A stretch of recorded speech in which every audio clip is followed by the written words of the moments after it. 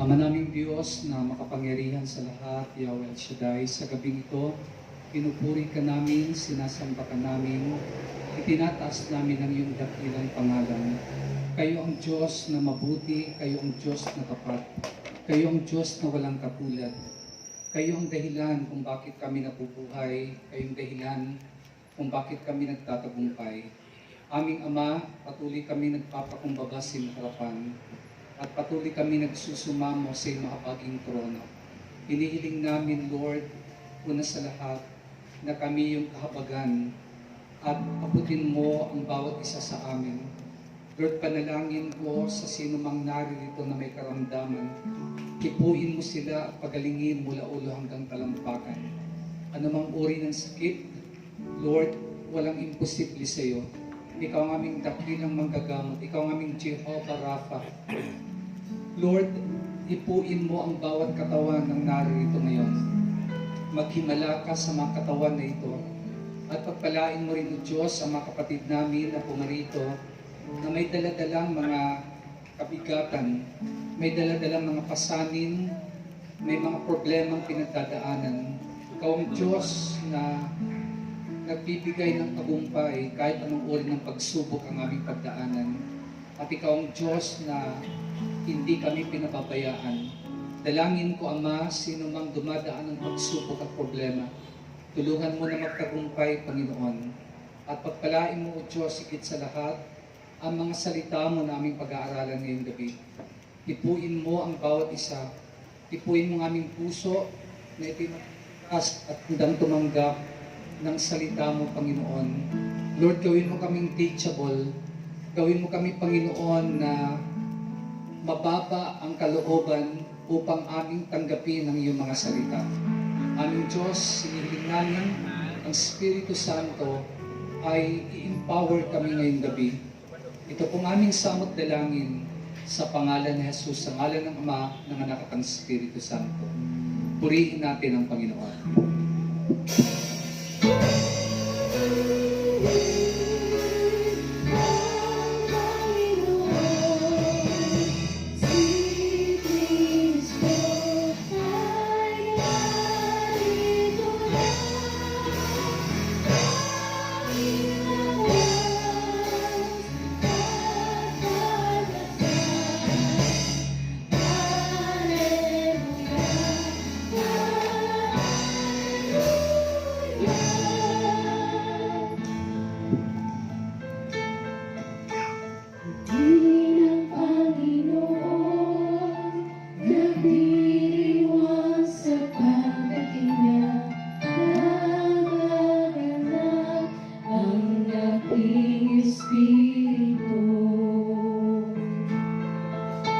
Si Kristo ay narito na, alitan ay iwasan na, tayo ay tutulungan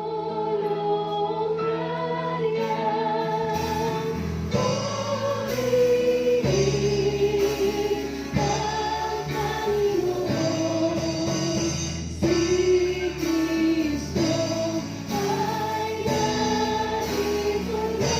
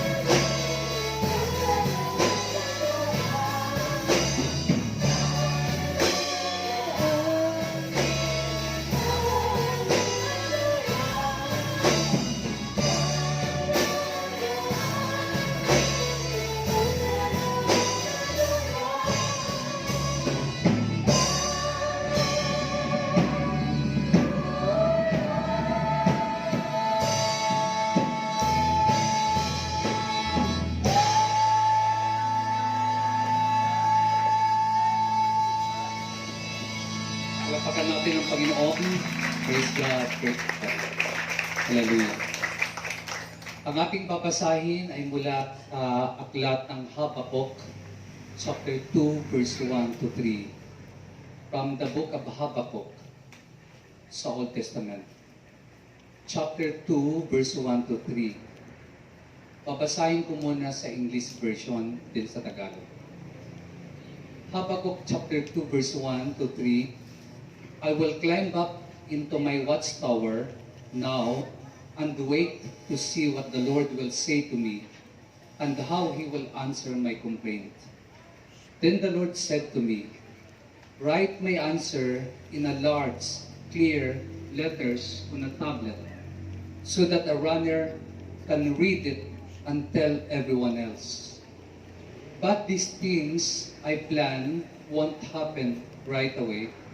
Slowly, steadily, surely, the time approaches when the vision will be fulfilled. If it seems slow, wait patiently, for it will surely take place. It will not be delayed.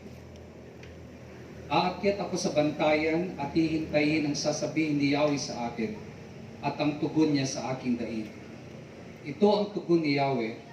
Isulat mo ng malinaw sa mga tapyas ng bato ang pangitaing ipapahayag ko sa iyo upang sa isang sulyap ay mabasa agad at titito.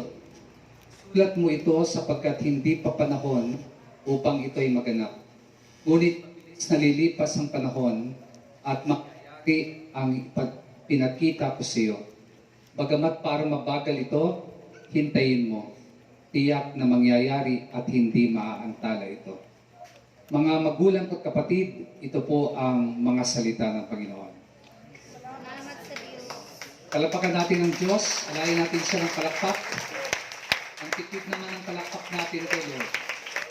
Praise God, hallelujah. Maglingkod ka mga itsoon. At sa inyong pag-upo, pwede natin batiin yung ating mga katabi. At sabihin natin sa kanila na magandang gabi. Magandang gabi. Magandang gabi. Okay.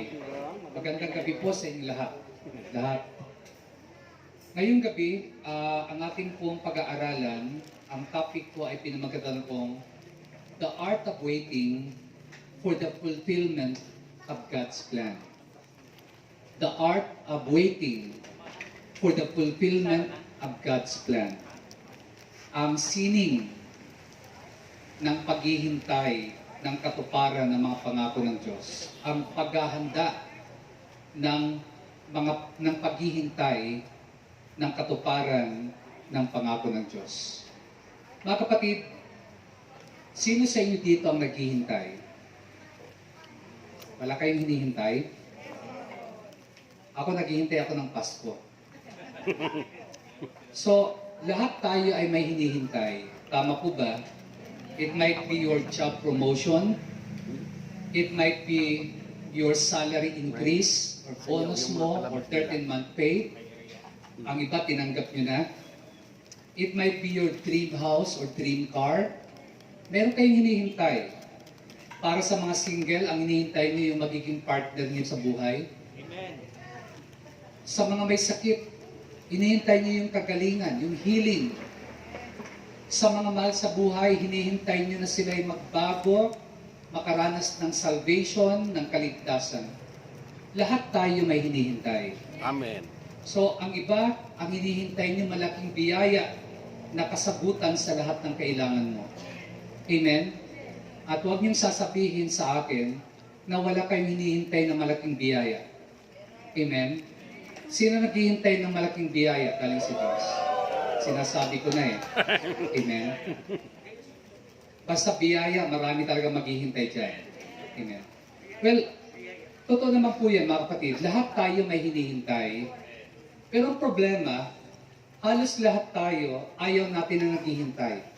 Especially sa generation ngayon. Kasi halos ngayon lahat ay instant na. So, ang pag-wait ay mahirap sa marami. At aminin man natin o hindi, isa tayo sa ayaw nating maghihintay ng matagal. Amen? lalo na sa panahon ng mga kabataan, sa kabataan ngayon, kasi yung generation nila, andyan yung instant. Yung tinatawag na drive-thru culture, no, na dadaan ka lang, pwede ka nang makabili ng gusto mo. No? Lahat ay instant. Mayroon na ngayon instant ulam. No? Tinatamad kang magluto, bibili ka, may instant ulam. Gusto mo machado, gusto mo apritada, adobo, may instant ulam na. Mayroong instant spaghetti, di ba? Mayroong instant pancit canton. Noon, kailangan mo pang lutuin yan, may proseso pa. Ang daming instant ngayon, mayroon na nga instant asawa. Amen? Kapatid, alam niyo po, walang gustong maghintay, pero ang totoo, ang buhay ay binubuo ng panahon ng paghihintay. Amen. Life is composed of waiting periods. Believe me. Ang buhay, kinocompose siya ng paghihintay. May mga waiting periods yan. Just for example, the child must wait until he is old enough to have a bicycle. Ang isang bata, kailangan niya maghintay na lumaki siya para magkaroon siya ng bisikleta, para makasakay siya sa bisikleta. Amen? The young man must wait until he is old enough to drive a car. Diba? Ang isang binatilyo, kailangan muna siya kumabot sa edad na pwede siya makakuha ng lisensya para makapagmaneho. Life is composed of waiting periods. Amen? At the medical student, just for example, must wait for his diploma. Kailangan ng isang medical student, hintayin yung kanyang diploma, hintayin yung kanyang lisensya para makapag-practice siya bilang doktor. Amen po ba? The young couple must wait for savings to buy a new home. Ang mag-asawa, maghihintay sila ng panahon na makaipon para makabili ng bahay. Life is composed of waiting periods. And yet, marami sa atin naiinip maghintay. Kaya pag-uusapan natin ngayong gabi, the art of waiting for the fulfillment of God's plan. Yung pagsasanay, yung sining, yung art ng paghihintay, ng pag-wait, no, sa katuparan ng mga pangako ng Diyos. You know what? God is an organized God. Ang Diyos ay isang Diyos ng kaayusan. And He has a plan for our future. He is firm. Doon sa sinabi niya sa Jeremiah 29:11, di ba? He is firm in His promises. Especially yung na-mention sa Jeremiah 29:11 na alam ninyo. For I know the plans I have for you. A plan to prosper you and not to harm you. A plan to give you hope in the future. So God is an organized God. Amen? At kung siya isang organized na Diyos, mga kapatid, siya po ay inaayos niya ang lahat ng bagay na may kinalaman sa ating kinabukasan. That's why, kailangan nating maghintay. You may be waiting for specific fulfillment of God's plan in your life, which God promised you during your prayer.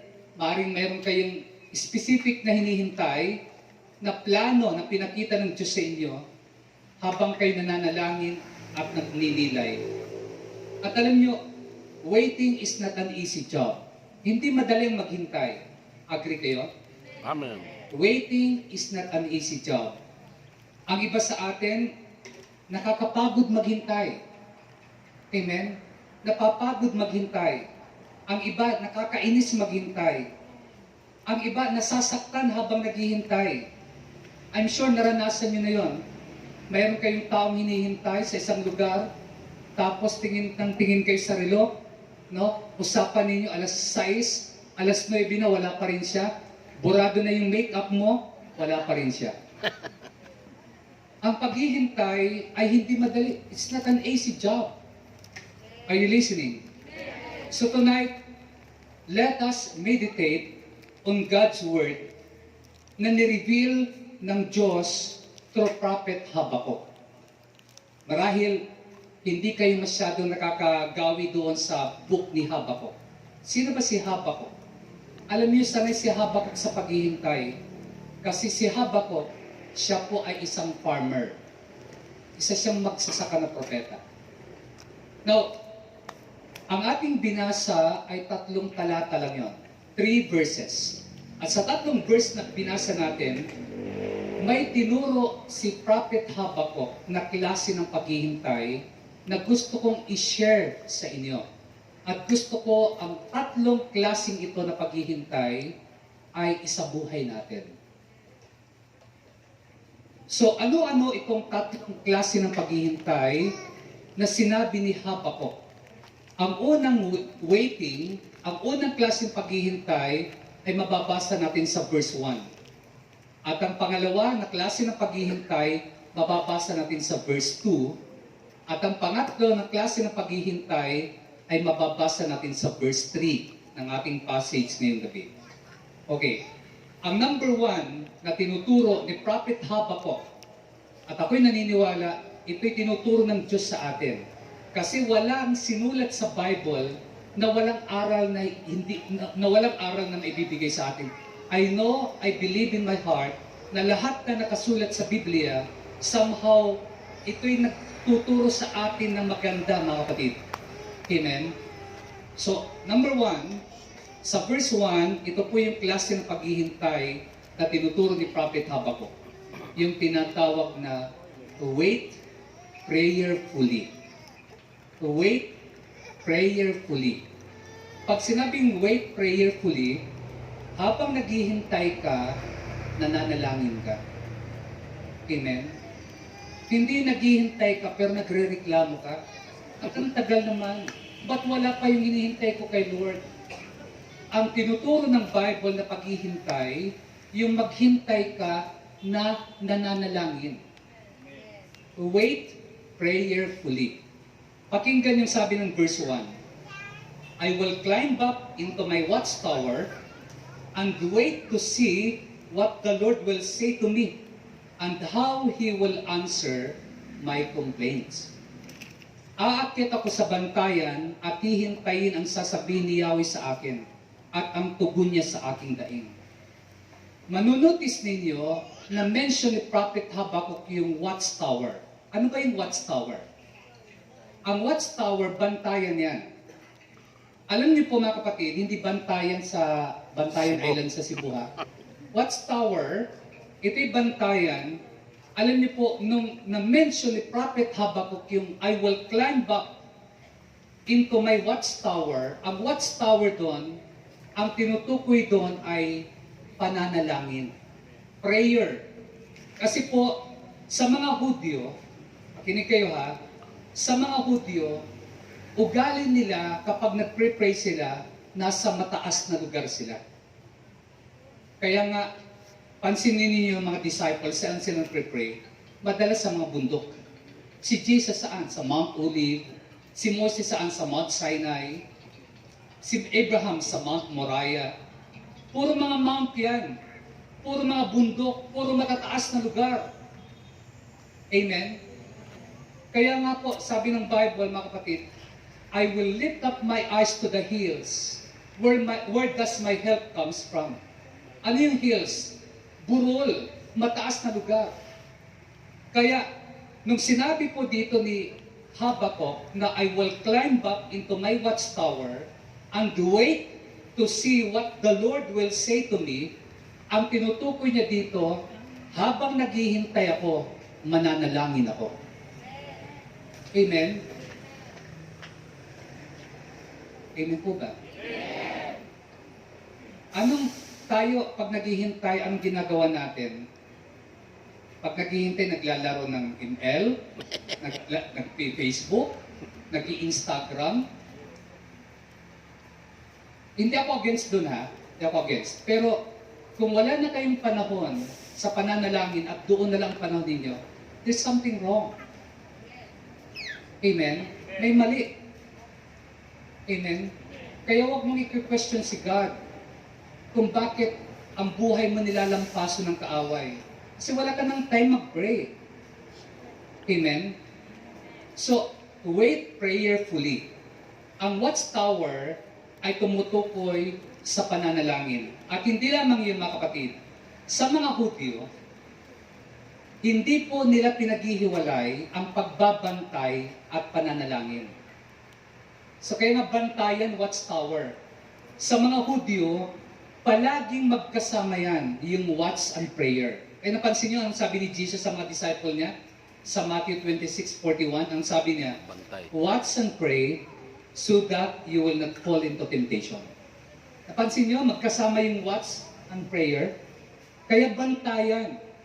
Magbantay. So mga kapatid, sabi ni Habakuk, maghihintay ako sa sasabihin ni Yahweh at tugon niya sa aking dain.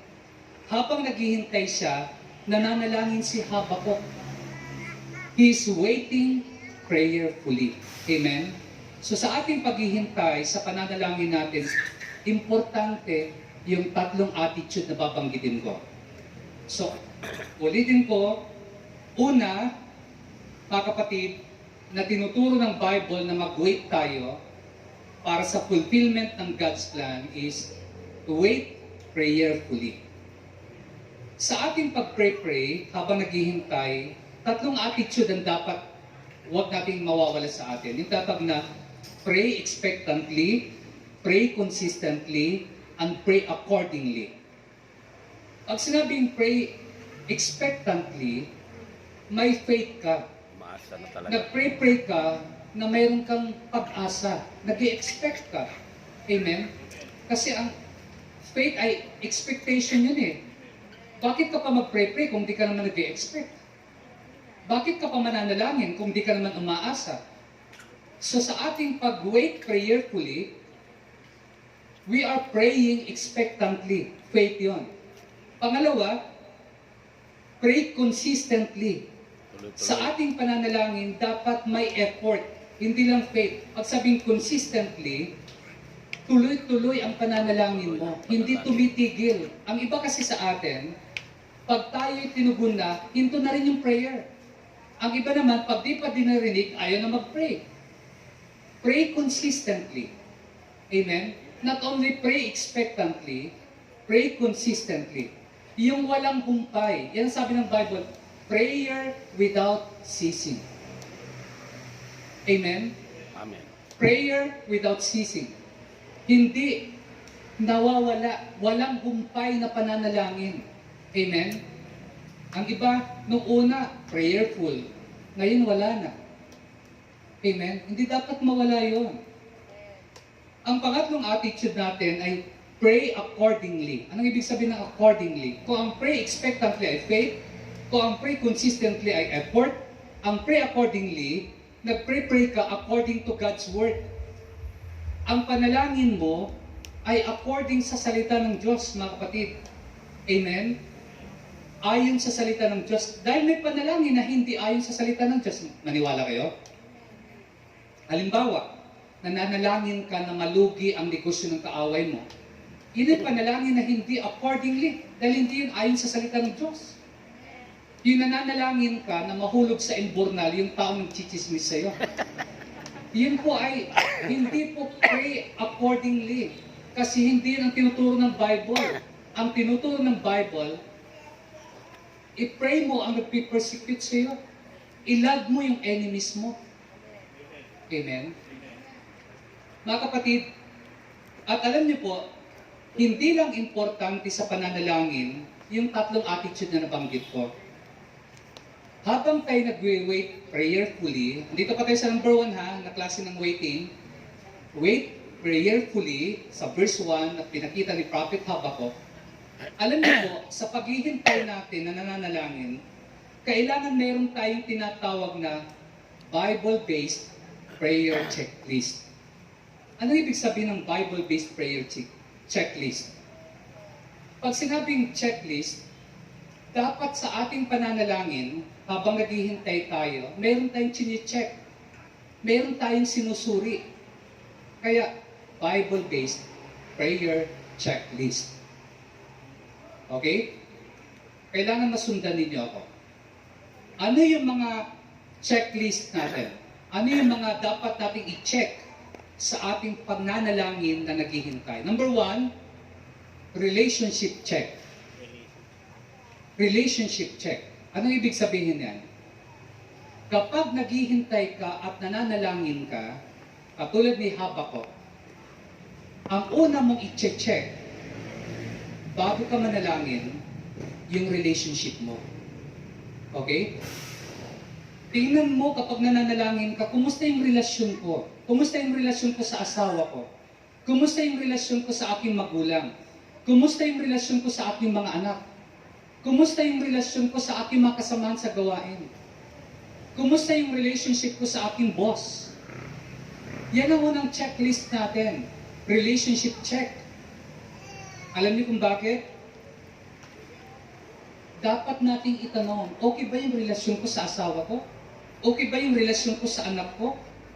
Kasi po, pag hindi okay ang relasyon mo sa kapwa mo, ang panalangin mo hanggang kisame lang. Amen? Maniwala kayo. Babasahin ko sa inyo sa Bible yan. Makinig kayo mabuti.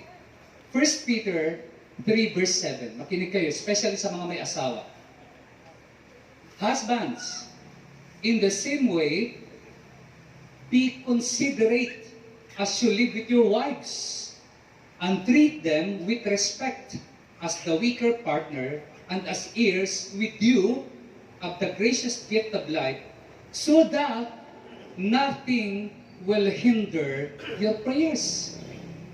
Pakinggan nyo, sa Tagalog, kayong mga lalaki, sa Bisaya, kayong mga bana, unawain niyo at pakitunguhang mabuti ang inyong asawa. Sinong asawa? Yung mga babae, yung mga wife ninyo. Unawain niyo, pakitunguhang mabuti, hindi yung pakikitungo niyo parang katulong. Pakitunguhan niyo mabuti ang inyong asawa sapagkat sila'y mas mahina at tulad ninyo'y may karapatan din sila sa buhay na walang hanggan na kaloob ng Diyos. Gawin niyo ito nang sa gayon walang magiging sagabal sa inyong mga panalangin. Walang magiging sagabal. Alam niyo yung sagabal? Hindrance. So that nothing will hinder your prayers. Kapag hindi ayos ang relasyon niyo sa inyong asawa, sagabal yon sa inyong panalangin. Kaya minsan, ang panalangin natin, ang butiki lang ang nakakarinig. Kasi ang relasyon natin sa ating asawa hindi maayos. Ang relasyon natin sa ating magulang hindi maayos. Kung sagot-sagutin natin magulang natin, parang kahapon lang pinanganak. Ang relasyon natin sa ating kapwa hindi maayos. Maganda lang tayo pag naghaharapan. Pero pag nakatalikod na, wala na. May sagabal sa ating panalangin. Amen? Mark 11:25. And when you stand praying, if you hold anything against anyone, forgive him, so that your Father in heaven may forgive you your sins. Maliwanag yun. Kapag tumayo daw kayo upang manalangin, patawarin muna ninyo ang nagkakasala sa inyo upang ang inyong mga kasalanan patawarin din ang inyong amang nasa langit. Amen? Meron dyan pupunta sa simbahan. Nag-aaway, nagsasagutan pa lang sa bahay pagdating sa simbahan. How great is our... Andun yung asawa pero wala silang pansinan. Kumakanta sila parehas. Amen? Mga kapatid, kapag tumayo daw tayo manalangin, patawarin muna natin ang mga nagkasala sa atin. Kung kayo mag-pray, make sure, see to it, na nagpatawad kayo. Amen? Kasi ang panalangin ninyo, hindi diringgin ng Diyos. Kung ang puso ninyo may puot, may galit, may hinanakit sa inyong kapwa. Hindi ba kayo magsabi ng amen? Amen. Mga kapatid, yan pong sinasabi ng Bible. Kung mag-aalay ka daw, tingnan yung Matthew 5:23. Therefore, if you are offering your gift at the altar, and there remember that your brother or sister has something against you, leave your gift there in front of the altar. First go and be reconciled to them, then come and offer your gift. Maliwanag yun. Pag maghahandog daw kayo at naalala ninyo, mayroong taong may galit sa inyo o galit kayo sa isang tao, iwanan niyo muna yung handog. Puntahan niyo makipag-ayos kayo. Amen. Huwag nating gayahin yung isang pastor, naalala ko. Isang pastor, habang nag-preach siya, dumating yung kanyang pamilya, may dalang maleta. Asawa niya, pang-anak. Nung tinanong siya ng pastor yung kanyang pamilya, asawa niya, sabi niya, ba't nandito kayo sa simbahan? Sabi ng asawa niya, dito na kami titira kasi dito mabait ka. Amen? Pag sa bahay, iba ka eh. Dito sa simbahan, mabait ka eh. Amen? Hindi dapat ganon. Dapat maayos yung relasyon natin. Amen? At sa mga babae din naman, no? Pagpasakop kayo sa inyong mga asawa. Pasalamatan niyo ang Diyos na binigyan kayo ng asawa. Sasabihin, Brother Darwin, paano pasasalamatan? Yung asawa ko, talaga naman, ang sama ng asawa ko. Alam niyo, bakit ko sabing pasalamatan yung asawa niyo? Pasalamatan niyo na binigyan kayo ng masamang asawa. Bakit? Dahil binigay na ng Diyos sa inyong pinaka-worst para ang mga problema ng inyong pagdadaanan sisiw na sa inyo dahil worst ang asawa ninyo eh. Amen. Amen? Nalala ko tuloy yung isang babae na nananalangin sa simbahan, biglang nag-appear si Satanas. Pag-appear ni Satanas, natakot ang lahat, pero yung babaeng nag-iisa, di siya natakot, tininala si Satanas. Sabi ni Satanas, kilala mo ba ako kung sino ako? Sabi ng babae, oh, kilala kita, si Satanas ka. Bakit di ka natatakot? Eh, ang asawa ko, kapatid mo eh. Amen? Mga minamahal kong kapatid, pagpasakop tayo. Kahit masama sila. Amen? So, anong ating i-check? Relasyon.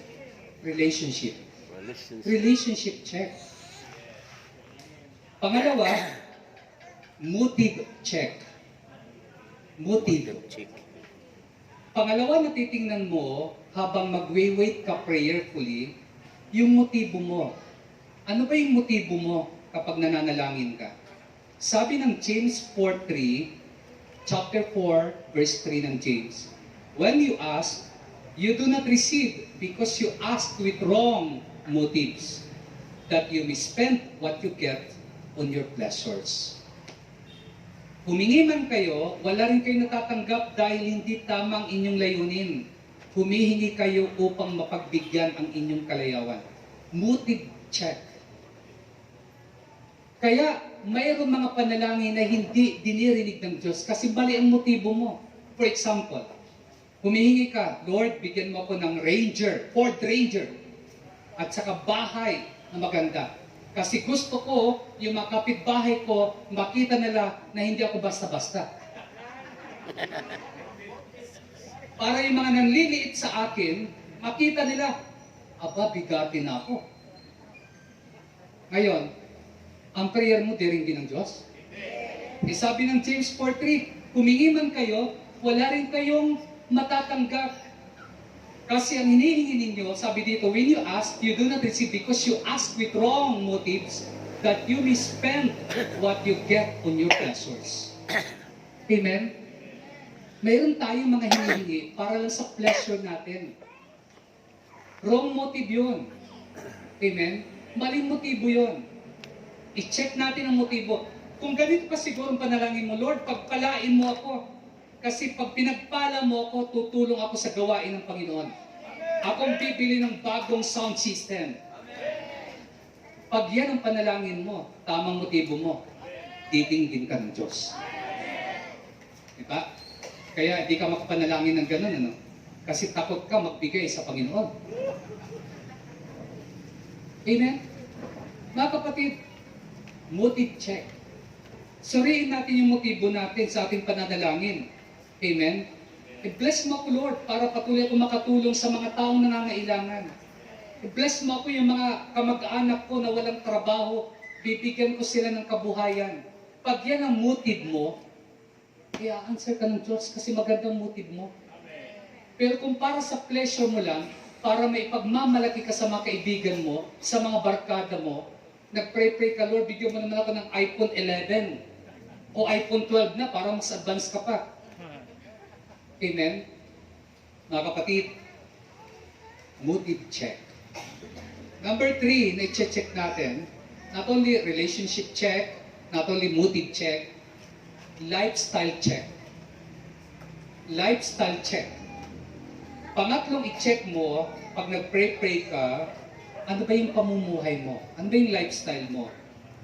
Maayos ba yung pamumuhay mo? Namumuhay ka ba ng tama? Ang ginagawa mo ba ay kalooban ng Diyos?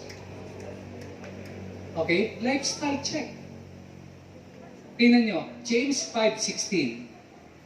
Therefore, confess your sins to each other and pray for each other so that you may be healed. The prayer of a righteous person is powerful and effective. Sabi ng James 5:16, kaya nga ipagtapat nyo sa inyong mga kapatid ang inyong mga kasalanan at ipanalangin nyo ang isa't isa upang kayo'y gumaling. Malaki ang nagagawa ng panalangin ng taong matuwid. Lifestyle. Kaya i-check natin ang ating pamumuhay. Amen? The prayer of a righteous man is powerful and effective, sabi ng Bible.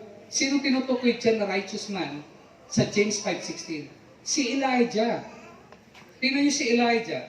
Nag-pray siya na huwag umulan ng 3.5 taon. Hindi umulan. Nag-pray siya na bumabang apoy para sunugin ang kaniyang offering. Bumabang apoy, sinunog ang kaniyang sacrifice. Nag-pray siya na mabuhay ang batang namatay. Nabuhay ang bata. Because the prayer of a righteous man is powerful and effective. Dapat may lifestyle check. I-check natin, namumuhay ba tayo sa kalooban ng Diyos? Matuwid ba tayo? Proverbs 15:29. The Lord is far from the wicked, but He hears the prayer of the righteous. Amen. Pinapakinggan ni Yahweh ang daing ng matuwid, ngunit ang panawagan ng masama ay hindi dinirinig. Amen? Lifestyle check. Pang-apat na dapat natin i-check. Number 4 sa ating checklist, Bible-based prayer checklist is faith check. Faith check. Ang pang-apat na i-check natin, yung faith natin. Yung pananampalataya natin, yung pananalig natin. Kumusta yung faith mo? Ito ba ay hindi natitinag pag may problema ka? Kumusta yung faith mo? Ito ba ay pumupunta ka sa gawain ng Diyos, nag-worship ka kahit may problema ka? Kumusta yung faith mo? Kahit gipit ka ba, nagbibigay ka pa rin sa Panginoon?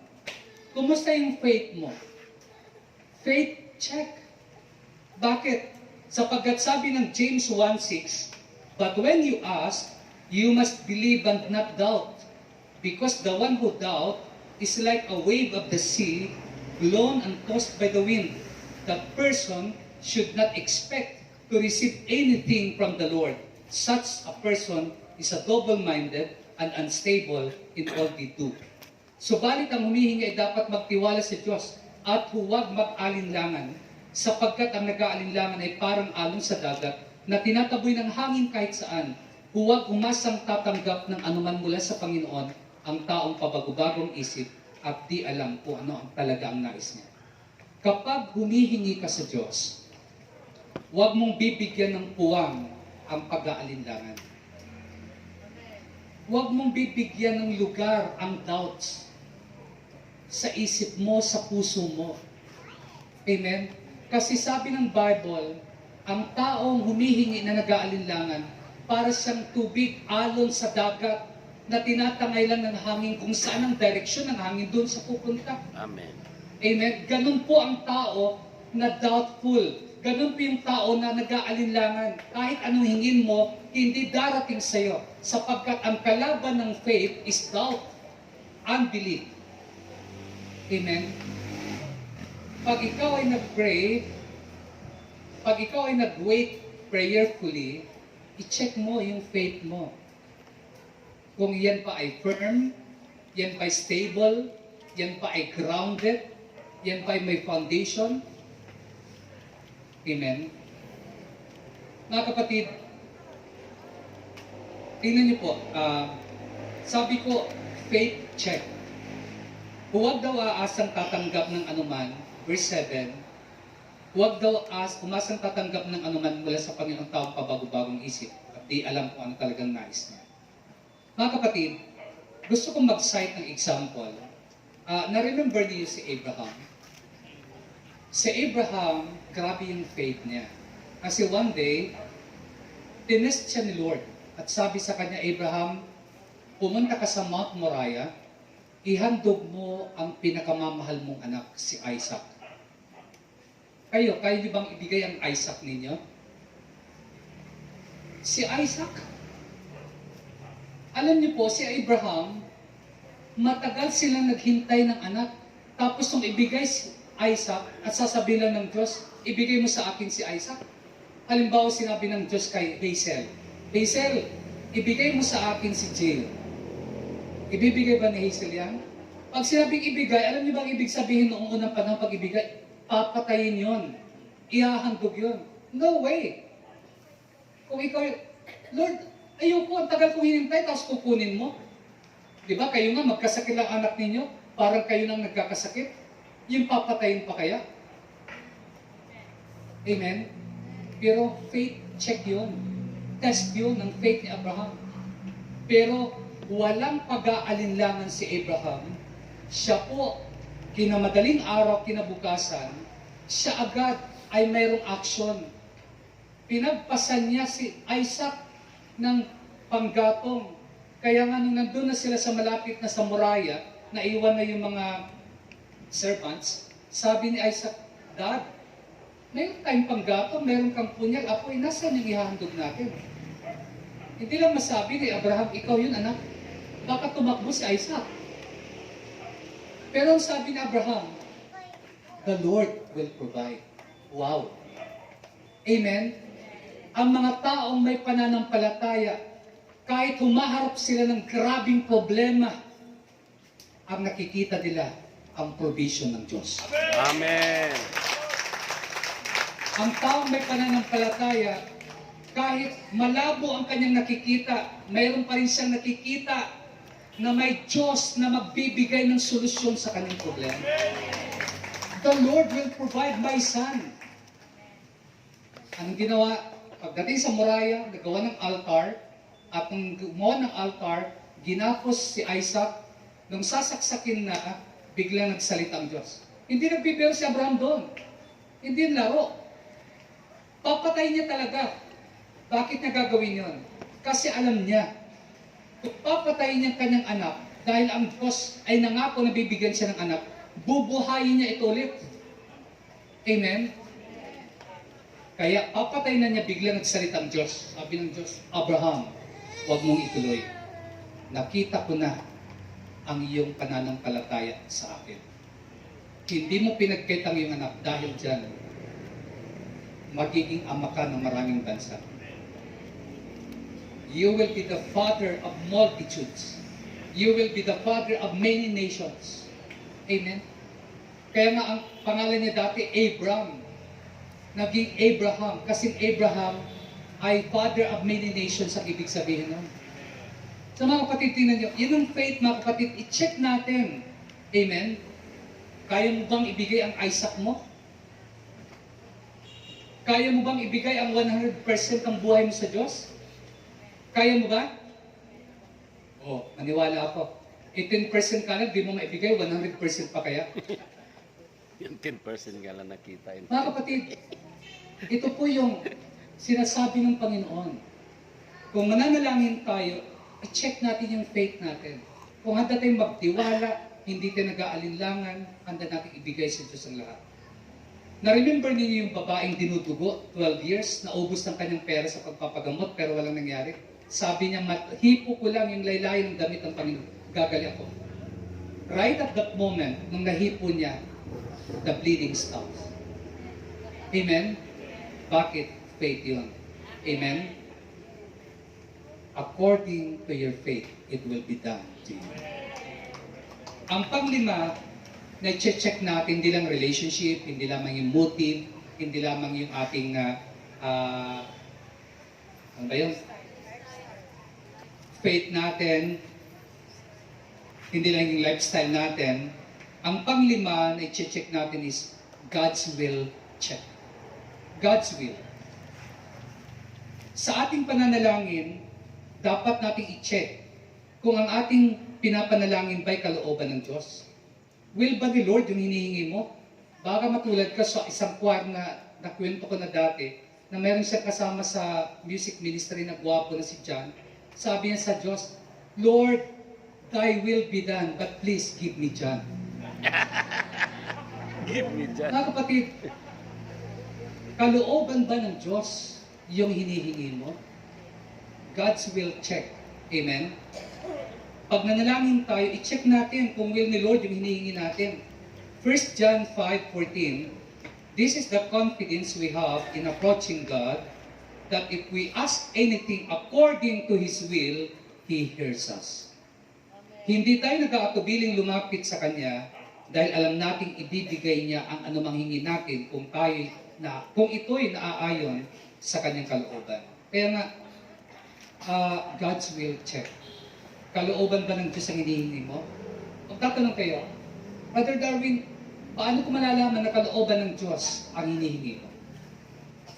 Simple lang. Kung anong sinasabi ng salita ng Diyos, kalooban yun. Kasi the will of God is the words of God. Halimbawa, hinihingi mo, Lord, need ko ngayon ang pagkain. Kailangan ko ng pambayad ng kuryente. Kalooban ng Diyos yun. Kasi sabi ng Philippians 4:19, and my God will supply my needs. Hindi sinabing God will supply my greed, kundi my needs. Kalooban ng Diyos na ang kailangan mo ay tugunin ng Diyos. So, God's will ni Lord, kung ang ating prayer ay nasa salita ng Panginoon. Amen? Alam niyo po, ako pag nag-pray ako, ginagamit ko yung words of God. Ginagamit ko yung words of God. Pag ako po ay may pangangailangan, sinasabi ko, Lord, sabi mo sa Philippians 4:19, you will supply all my needs. Pag ako'y may sakit, Lord, sinabi mo sa Isaiah na by your stripes, I am healed. Amen? Ginagamit ko yung words of God. Mga kapatid, yan po. So, wait prayerfully. Pangalawa, wait actively. Sa verse 2. So, wait prayerfully, you build up your faith. Ang binibuild up mo doon yung pananampalataya mo. Sa number 2 na klase ng pag-wait, wait actively, you build up others. Verse 2, pakinggan yung sabi ni Habakkuk, then the Lord said to me, write my answer in large, clear letters on a tablet, so that a runner can read it and tell everyone else. Isulat mo, tuguniyaw, isulat mo ng malinaw sa mga tapyas ng bato ang pangitain ipapahayag ko sa iyo, upang sa isang sulyap ay mabasa agad at maipabati dito. Mga kapatid, ang pangalawang paghihintay, naghihintay ka na hindi passive. Naghihintay ka na may ginagawa. Wait actively. May pinapagawa ang Diyos kay Habakkuk habang naghihintay siya. Ano yon? Sabi, isulat mo ng malinaw ang salita ng Diyos upang mabasa ito at maunawaan ng iba. Ganon din sa atin, habang naghihintay tayo sa katugunan ng ating mga panalangin for the fulfillment of God's plan, may pinapagawa si Lord sa atin habang tayo naghihintay. Maghintay tayo na aktibo. Wait actively. Hindi yung nakatunganga ka lang sa bahay habang naghihintay ka. Ang iba habang naghihintay ng trabaho, di ba?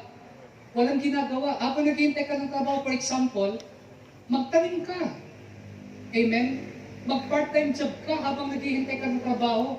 Ang iba habang naghihintay, ba't ako magtatandi ko, trabaho yan. Hihintayin ko yung pagiging manager ko. Mali yun. Ang waiting ay dapat active tayo habang naghihintay. Amen? Wait actively. Yun ang sabi ni Lord kay Habakkuk. So mga kapatid, ito po yung ating gagawin habang naghihintay bilang aktibong naghihintay. Ang binanggit dyan, una, read God's Word.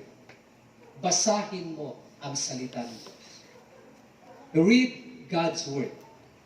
Magbasa ka ng salita ng Diyos habang naghihintay sa katugunan ng panalangin mo.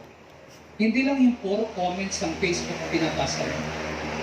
Okay, hindi puro e-book ang binabasa mo. Hindi puro diary yung binabasa mo. Puro ang nababasa mo, COVID-19. Kaya isip mo, magkaka-COVID ka. Kasi puro yung binabasa mo. Amen? Amen po ba? Joshua 1:8. Keep this book of the law always on your lips. Dapat daw palagi nasa lips mo. Sa ibang translation, do not depart it from your mouth. Huwag mong ilalay sa bibig mo. Anong ibig sabihin yan? Laging basa. Binabasa mo. Sinasalita mo ang salita ng Diyos. Audible. Naririnig. Amen? Yan po ang waiting actively. Habang naghihintay ka ng katugunan sa panalangin sa panalangin mo, magbasa ka ng salita ng Diyos. Nagbabasa ka ba kayo ng Bible? Amen. Number 2, meditate God's Word. Meditate. Ano ibig sabihin ng meditate? Pagnilayan mo. Pag sinabing meditation, iniisip mo mabuti, iniintindi mo. Yan ang ibig sabihin ng meditate God's Word. Amen? Ang nasa isip mo, salita ng Diyos. Kasi maraming tao ang palaging nasa isip problema. Amen? Ang nasa isip pera. Maraming tao ganun ang nasa isip mga negatibo.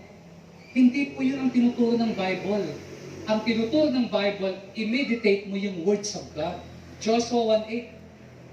Not only do not depart this book of the law from your mouth, meditate this word day and night. Araw-gabi, ang isip mo ay batas ng Panginoon. Amen? Ang iba, araw-gabi ang iniisip, problema. Amen? Mga kapatid, Philippians 4:8. Anong sabi ng Philippians 4 verse 8? Finally, brothers and sisters, whatever is true, whatever is noble, whatever is right, whatever is pure, whatever is lovely, whatever is admirable, if anything is excellent or praiseworthy, think about such things. Mga kapatid, dapat maging laman ng inyong isip ang mga bagay na karapat-dapat at kapuri-puri, mga bagay na totoo, marangal, matuwid, malinis, kaibig-ibig. Ito ang dapat daw ilagay sa isip natin. Amen? Alam nyo, isa sa natutunan ko sa paglilingkod. Kung anong palagi kong iniisip, yun ang mangyayari sa akin. Pag iniisip kong mahirap ako, magiging mahirap ako. Pag iniisip kong loser ako, magiging loser ako. Pag iniisip kong pangit ako, magiging pangit ako. Amen? Kasi sabi ng Bible, think whatever is noble. Think whatever is true. Think whatever is pure. Pakinggan niyo ang sabi ng Proverbs 23 verse 7. As a man think in his heart, so is he. As a man think in his heart, so is he. Proverbs 23 verse 7. Kung ano daw ang iniisip mo, yun ka. Kung iniisip mong may sakit ka, may sakit ka. Amen? Alam niyo po ba, may nabasa kong libro, pag-aaral sa Amerika, sa Harvard, na sabi nila ng mga doktor, 75% ng sakit ay purely psychological. Karamihan ng sakit nasa isip lang. Amen? As a man think in his heart, so is he. Kaya dapat iniisip natin mabuti. So, read God's Word, you read God's Word, you meditate God's Word, and you spread God's Word. Yan ang tatlong bagay na gagawin mo. You wait actively for the fulfillment of God's plan. You read God's Word, you meditate God's Word, and you spread God's Word. Hindi mo lang yung sinasarili. Tell everyone else. Ikalat mo, i-share mo ang salita ng Diyos sa iba. Nakakapag-share ka nga sa social media ng video mo. Ito pa kayong words of God. Di mo ma-share. Amen. Amen. Proverbs 11:30, the fruit of the righteous is a tree of life, and he that wins souls is wise. He that wins souls is wise. Ang mga tao daw, nag-spread ng mabuting balita, na nagwiwin ng mga kaluluwa, yan yung mga taong wise, mga matalino. Amen. Amen? Don't hold your peace. Huwag mo lang hawakan. Mga kapatid, naalala ko po, may magandang illustration to sa Bible. Sa 2 Kings 7:1-20, may 4 na leper na meron silang sakit na leprosy at sila ay, habang naghihintay, sabi nila, nahintay na lang ba natin kamatayan natin? Pumunta tayo sa kampo ng mga Aramean, sumurinder tayo. Kasi kung bubuhayin tayo, salamat. Kung hindi, tapos sa paghihirap natin. Pagpunta nila doon, ang ginawa ng Diyos, ang kanilang lakad, parang lakad ng maraming kabayo. Nagtakbuhan yung mga Arameans, ang daming pagkain doon. So, mga kapatid, itong 4 na lepers, nagkaroon sila ng discovery na maraming pagkain. Nung una, ayaw nilang ikwento. Pero, na-realize ng mali ito. Dapat i-share nila. Kaya yung time na yon, ang daming pagkain sa Israel. Anong ibig sabihin yan?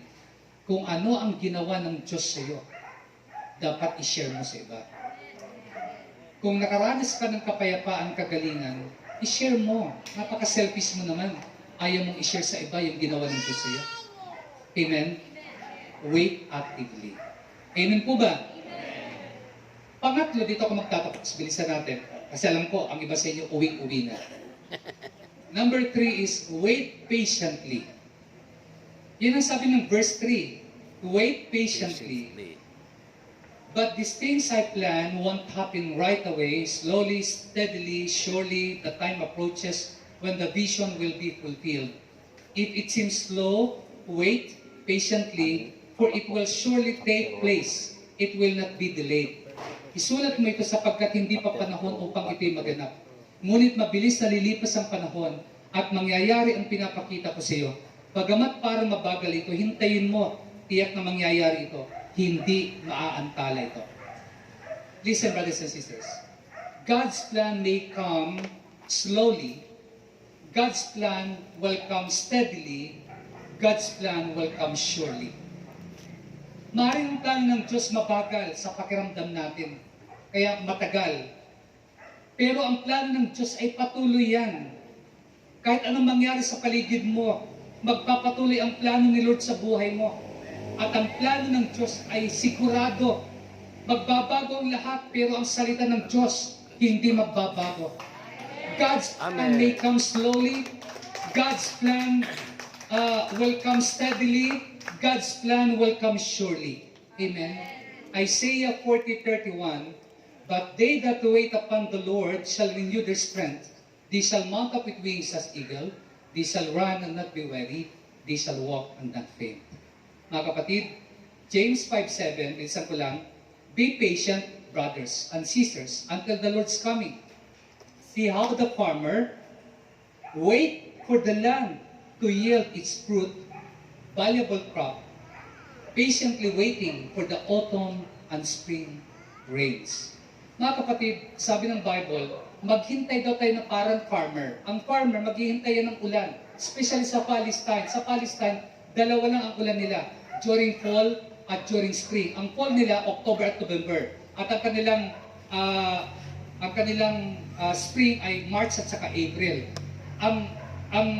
Ang seed nila, pag nagtatanim sila, during fall. Kasi doon po, uulan yon. Pag nag-ulan po yon, mga kapatid, yung seed ay mag-germinate siya, sisibol siya. At pagdating naman ng spring, latter rains ang tawag nila doon, middle ng March or April, yun po ang magpapa-usbo, mag-grow-grow yung tanim nila. Imagine ninyo kung farmer ka sa Palestine. Walang irrigation. Walang irrigation system. Maghihintay lang sila ng 2 ulan sa isang taon. Yan ang tinatawag na patience. Marami sa atin walang patience. Kaya nga may nagsabing doktor, if I would be a doctor, I would be poor because I have no patience. Sabi niya, kung ako isang doktor, I would be poor because I have no patience.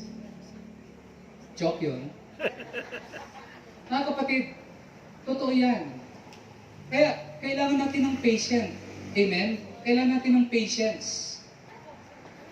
Patience does not mean to sit idly, yung uupo ka na lang, but it requires an active participation. Mga kapatid, panghuli na lang, magkikwento ako ng isang kwento.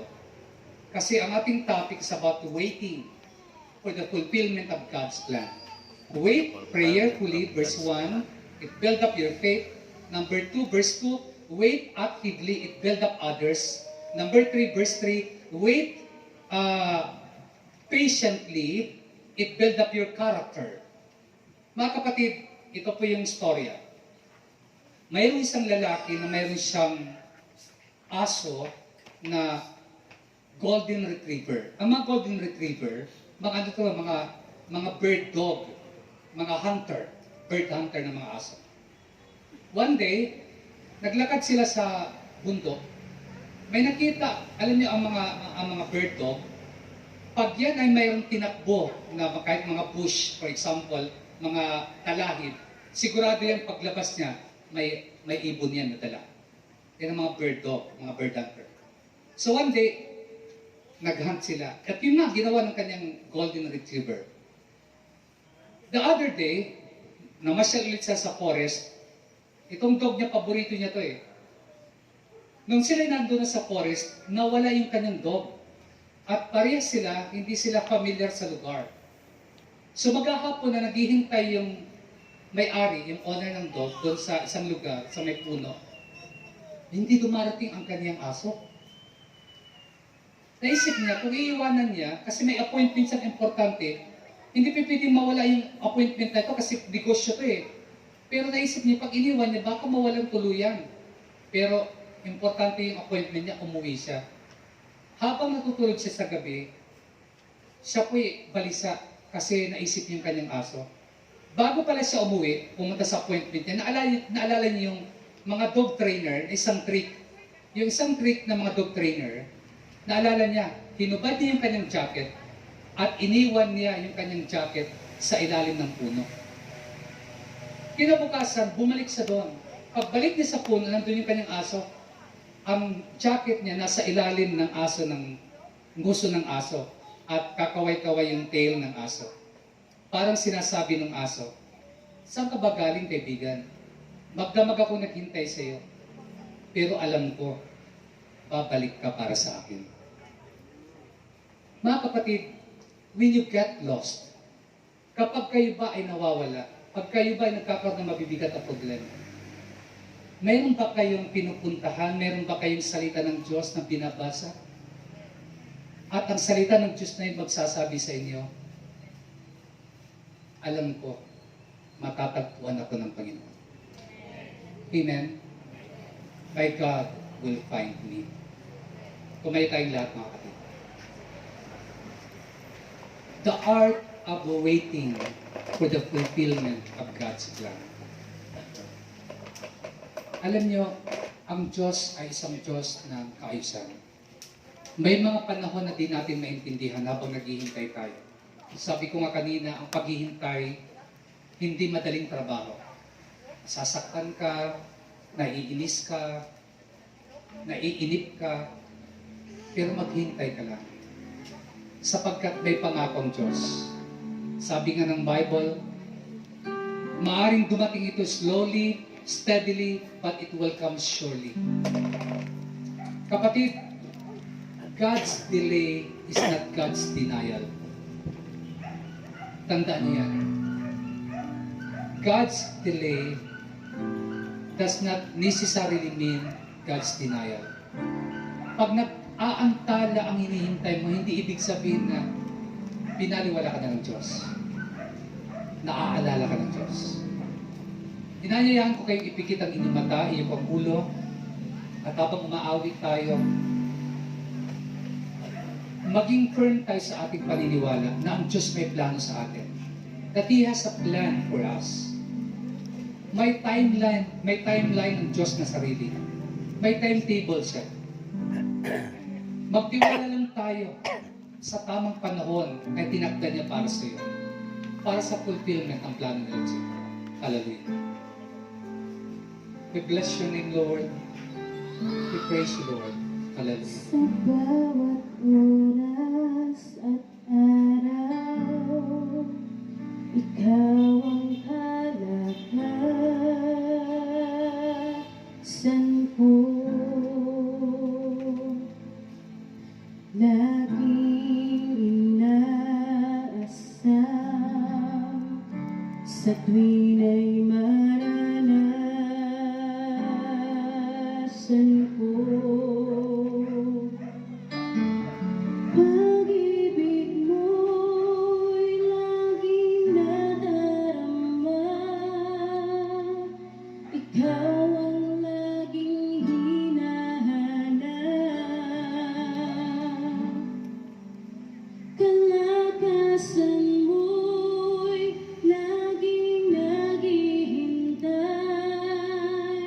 sa amin ay lubos na nagbigay ng buhay.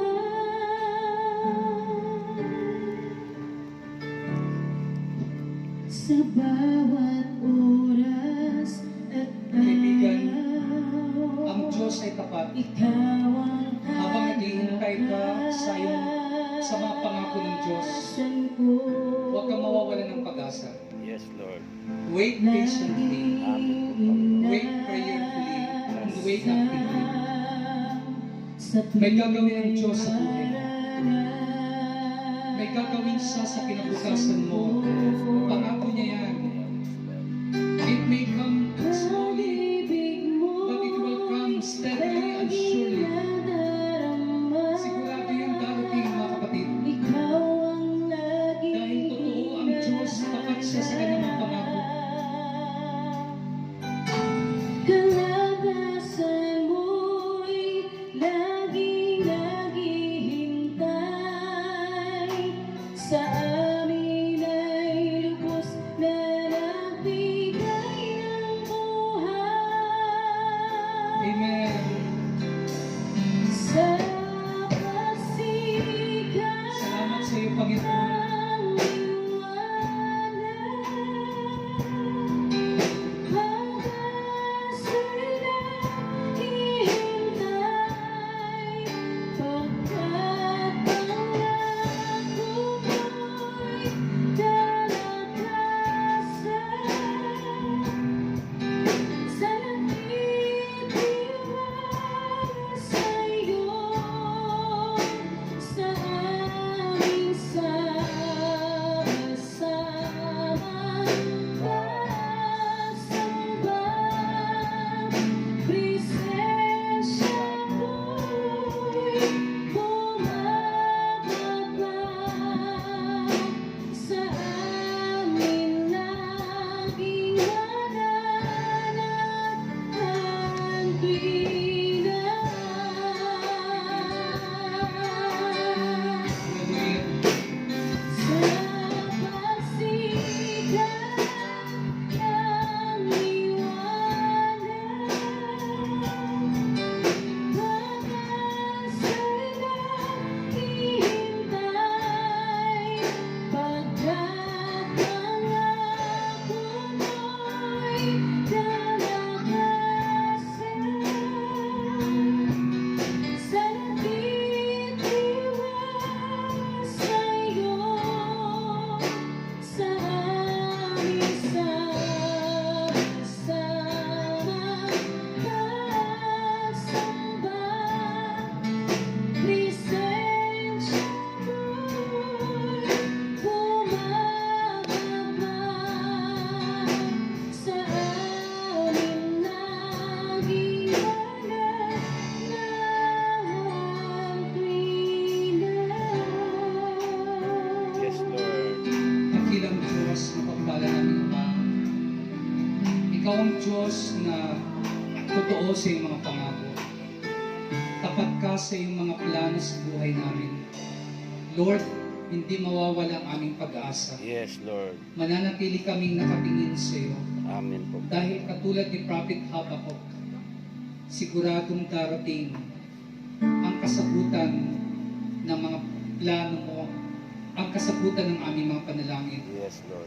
Lord, salamat po sa gabing ito sa iyong mga salita na aming pinag-aralan. Salamat sa mga taong dinala mo sa lugar nito na nakinig ng iyong salita. Pagpalain mo kanilang mga prayer request. Kayo po ang sumagot sa kanilang kahilingan. Pagpalain mo kanilang mga handog sa iyong gawain.